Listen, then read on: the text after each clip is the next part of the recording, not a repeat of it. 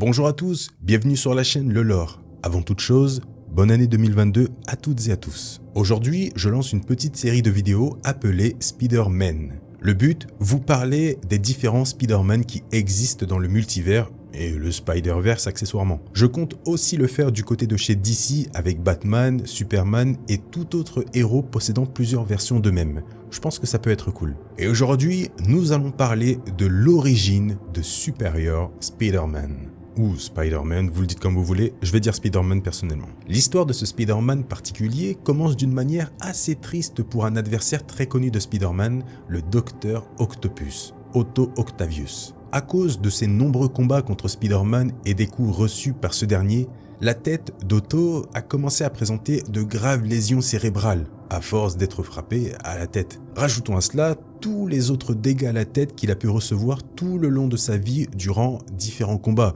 contre différents adversaires, héros et vilains. Il a pris très cher sans le savoir. Lorsqu'il décide de voir un docteur, cette dernière lui annonce qu'à cause de tous les dégâts reçus, mais aussi à cause des différentes expériences qu'il a dû subir pour contrôler ses bras par exemple, son corps a trop subi. Le docteur lui annonce qu'il peut encore vivre environ une année avant de mourir, ou maximum 18 mois. Bien sûr, lui n'accepte pas cette fatalité. Il est trop intelligent pour mourir. Après avoir essayé de contrôler la ville entière de Manhattan grâce à des petits robots qu'il avait créés, Otto est complètement affaibli et se fait finalement arrêter et envoyer à la prison du Raft. Là vraiment son corps visuellement est littéralement en train de pourrir. Alors qu'il est aux portes de la mort, il n'arrête pas de répéter le nom Peter Parker. Par la suite, Captain America prévient donc Peter de la situation en disant qu'il va bientôt quitter ce monde, mais qu'il n'arrête pas de répéter le nom Peter Parker. Ce dernier donc accepte de voir une dernière fois Otto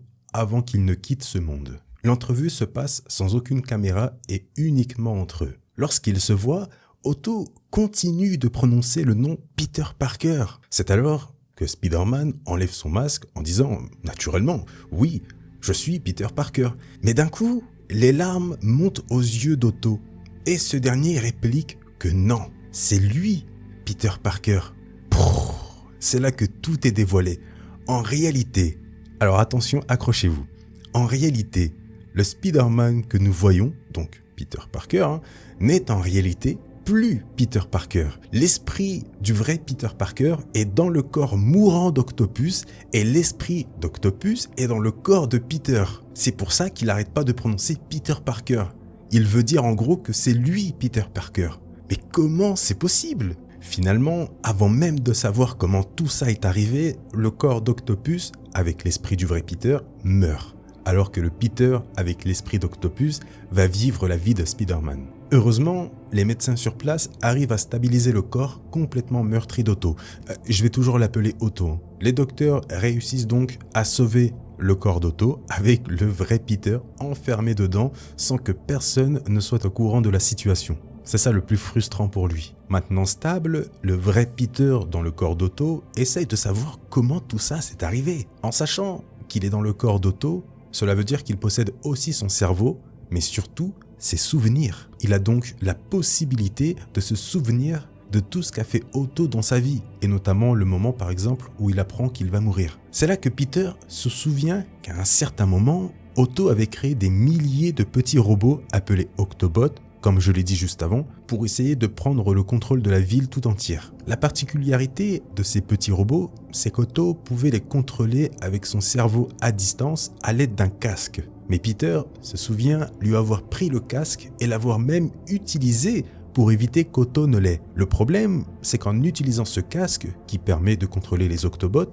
Otto a pu avoir accès aux données complètes du cerveau et de l'esprit de Peter sans que ce dernier ne soit au courant. Et grâce à toutes ces infos, Otto, après plusieurs essais, a réussi à transplanter les données de son cerveau dans un Octobot.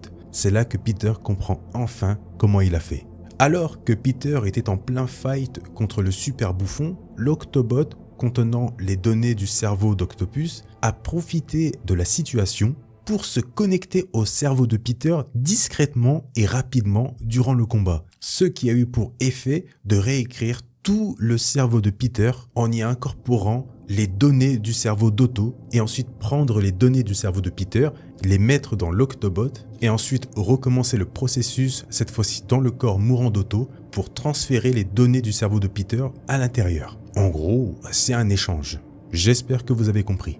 Voilà, ça c'était pour l'explication concernant l'échange de corps.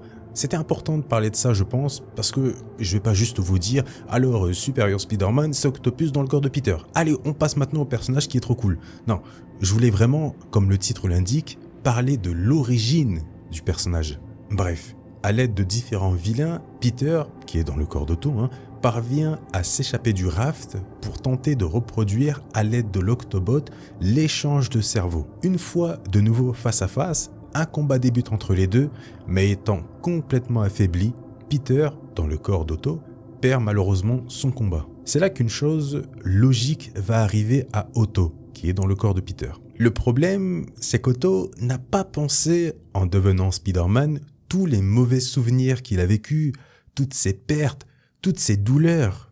Et toutes ces douleurs arrivent en même temps dans la tête d'Otto, mais aussi toutes les convictions de Spider-Man, notamment sur le fait de secourir tout le monde, de ne pas tuer les gens, d'être bon, d'être un super-héros. Ça, Otto ne l'avait pas prévu. Lui, il voulait seulement le corps et les pouvoirs de Spider-Man, rien de plus. Mais lorsqu'il apprend maintenant que Spider-Man a toujours fait le nécessaire pour sauver les gens, même les plus pourris d'entre eux, comme lui notamment, il commence à regretter d'être Spider-Man. Il ne veut pas faire tout ce que Spider-Man fait et surtout, il ne sait pas comment faire. C'est là que Peter, à deux doigts de mourir, lui dit très clairement « Un grand pouvoir implique de grandes responsabilités. Tu es Spider-Man maintenant. » Peter fait ensuite promettre à Otto de protéger ses proches. Otto, complètement chamboulé par la nouvelle vie qui l'attend, promet à un Peter qui donne son dernier souffle. Peter Parker est mort. Otto se lève et change complètement d'avis sur Spider-Man, mais surtout jure de respecter et continuer l'héritage de Peter en son nom, mais surtout de devenir un Spider-Man supérieur à l'ancien. De devenir Superior Spider-Man. Superior Spider-Man. Bon, comment vous dire que par la suite, il ne va pas réellement changer son comportement. Par contre, il va apporter plusieurs améliorations à Spider-Man, notamment dans son équipement. Ayant l'intelligence nécessaire, il va par exemple se créer des petits robots appelés Spider-Bot qu'il va utiliser pour avoir un œil sur à peu près toute la ville. Il changera ensuite son costume par un costume bien plus avancé technologiquement parlant. Il va créer 3 versions différentes de son costume. Pour la première version, il installera par exemple des petites lames à ses mains et ses pieds pour pouvoir griffer assez sérieusement ses ennemis, améliorer ses 2 lentilles en y installant un hub complet, un peu comme le Spider-Man de Tom Holland.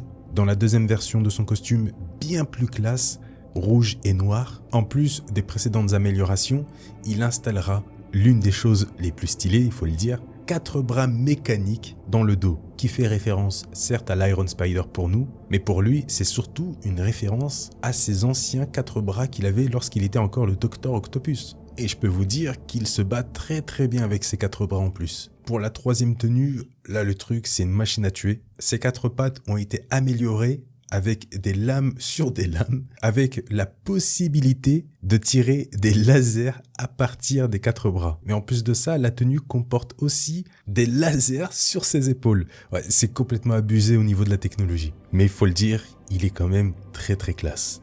Bref, il est temps que cette vidéo se termine. Comme je vous l'ai dit, le but, c'était vraiment de raconter l'origine de ce Spider-Man.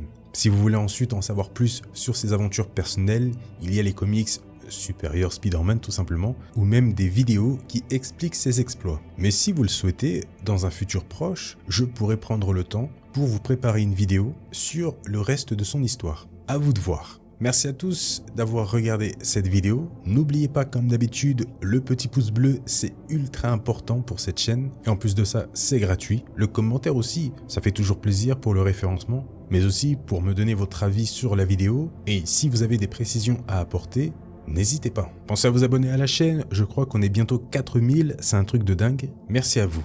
Je vous souhaite à tous et à toutes une très bonne journée ou une très bonne soirée. On se donne rendez-vous dans une prochaine vidéo pour une nouvelle origine, une nouvelle histoire, un nouveau lore.